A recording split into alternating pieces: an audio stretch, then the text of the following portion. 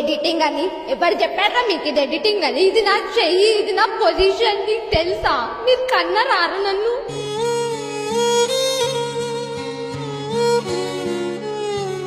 God serious, మా mummy బతికి బయటకు వచ్చింది.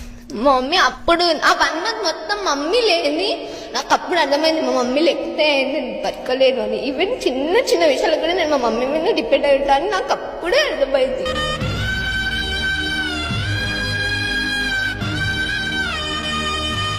రియల్ ఇన్సిడెంట్ ఇది. నేను బస్ స్టాప్ లో ఉండే, అయితే బస్ లో అది సీటింగ్స్ ఉంటాయి కదా, బస్ స్టాప్ లో సీటింగ్ లో కూర్చున్నా. అయితే నా పక్కన ఒక చిన్న పాప కూర్చుంది, ఆమె పక్కన వాళ్ళ మదర్ కూర్చుంది. నేను కూర్చోడం చూసి వాళ్ళ మదర్ ఆమెను లేపేసింది. నాకు అసలు చాలా అనిపించింది. అంటే నాదేమి అది స్ప్రెడ్ అయ్యే డిసీజ్ కాదు, నాదేమన్నా కరోనా లాగానే ఇది స్ప్రెడ్ అవుతుంది.